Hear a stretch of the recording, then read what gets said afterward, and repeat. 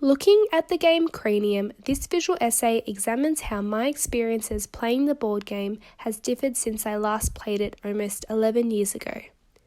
This visual essay will also look at the possibilities of playing board games cooperatively or competitively, looking at how the Cranium gaming experience is altered from playing individually or in teams. Cranium is a board game developed by Richard Tate and Whit Alexander in 1998, published by Cranium Incorporated, which is now a part of Hasbro.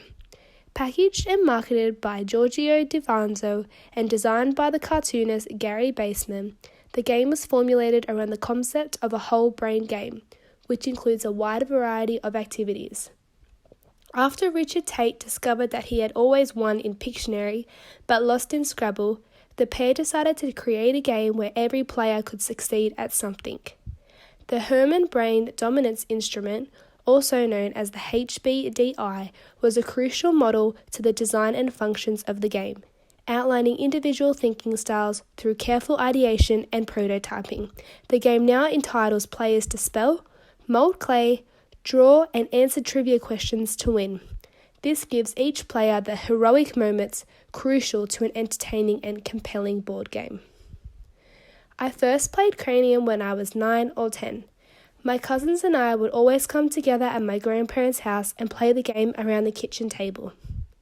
My favourite part of Cranium would be the moulding clay aspect. I remembered I was never good at English or literature, including trivia and words. And I was also younger than my cousins. Hence, they were always smarter than me academically, so the practical side of the board game appealed to me. The game is divided into 4 categories. 1 is the creative cat. A player must clue a word to his or her teammates by drawing it, sculpting it in clay, or drawing it with his or her eyes closed. 2 is a data head, which is a variety of trivia questions. 3 is word worm. Players unscrabble words, spell challenging words, guess definitions, identify words with letters left out, or spell words backwards. And lastly, there's a star performer. Players must whistle a song, impersonate a celebrity, or act out a clue. I distinctly remember we always used to play Cranium individually, and not so much as teams, which made the game even more competitive to win. And for my 10-year-old self, this would be the most important thing, to win. The ability for the game to alter who took the lead at any given time made the board game feel like anyone could win, which made the narrative of Cranium amazing.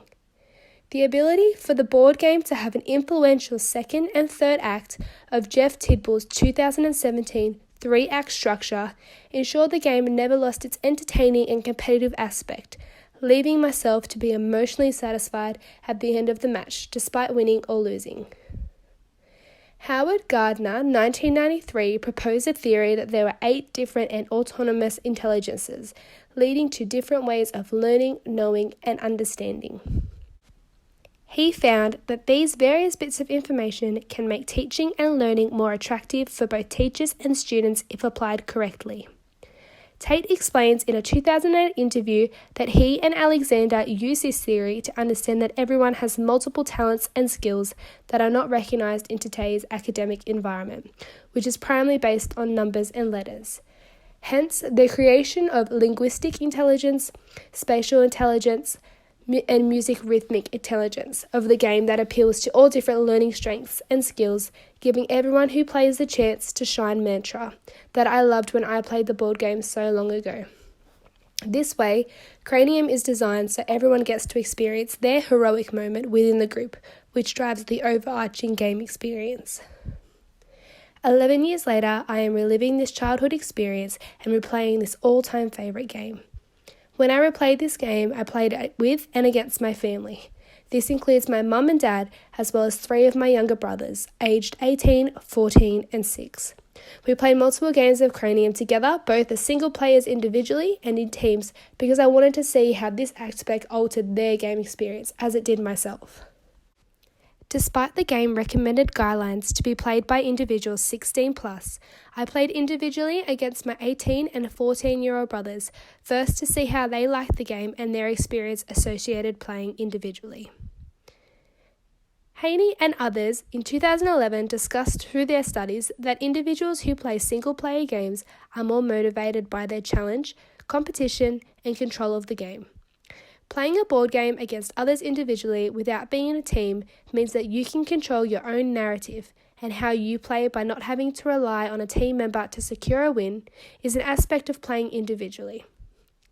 However, Christoph, Sandberg, and Weldner 2003 suggest that single-player game mechanics can lack curiosity, cooperation, collaboration, and socialization of the game. The decrease in collaboration and an increase in competitive behaviour can correlate to aggression and dissatisfaction associated with winning and losing the game. I like playing Cranium because I can dance in some of the questions it involves dancing, and Jack likes playing Cranium because he can draw in some of the questions involve drawing.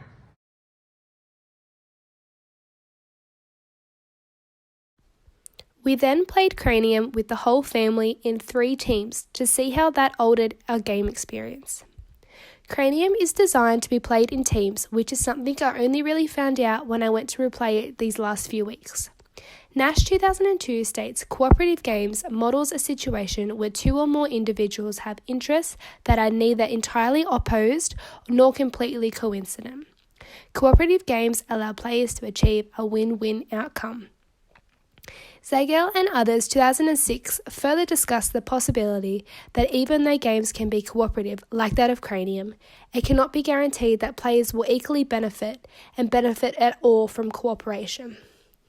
However, research conducted by Gander and others 2008 adds players that are co-located, for example, tabletop games compared to online computer board games, provide more fun and immersion than games against the computer, or where co-player is mediated. The concept of a game as a philosophy engine, as addressed by Moore 2020, consists of the connection and synthesis of games' narratives and mechanics. Therefore, games as a form of media and communication are effective ways of transmitting ideas, stories, philosophies, and ideologies. Cranium uses its action cards and roller move mechanics to address the different intelligence types alongside the narrative of a whole brain experience to improve the social aspects of the game.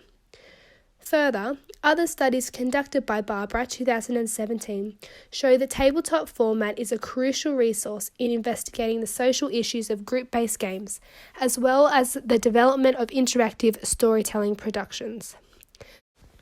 Cooperative games include enforceable rules for negotiating or bargaining that allow for players to identify a desirable outcome for all parties involved, which is why it is the preferred choice for a board game for players. This is what differs board games being individually played and being played against one another in teams or groups. What's your favourite thing about the game? Playing with the Play-Doh. My favourite thing about playing with the game is having all the family together and laughing and watching everybody have a go.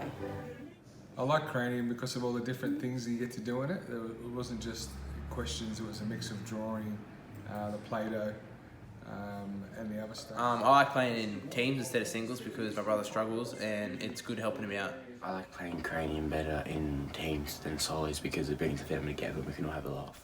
When conducting all this research on Cranium and reliving this game experience, I realised the importance of including different intelligence types such as linguistic, spatial, and music rhythm intelligence gave every player the feeling of winning and contributing to the game. I feel replaying the game almost 11 years later reshaped my perspective, not only on Cranium but ball games in general. I used to love playing by myself, single player, against my cousins, and winning was the only thing I would focus on. When I replayed this game with my family, I realised that playing in teams and groups gave the game another emotional aspect that was better than winning.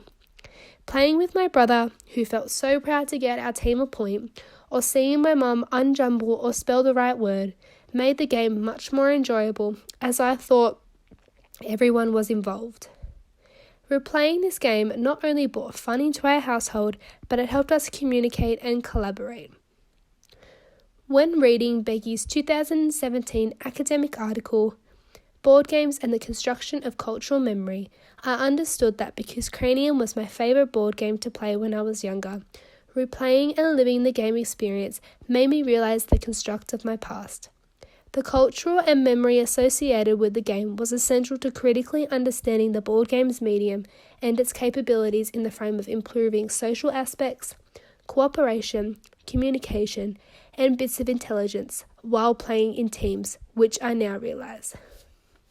When looking at how my brothers responded to playing Cranium single player versus in teams, it surprised me to realise that they all enjoyed playing together on a team and not individually.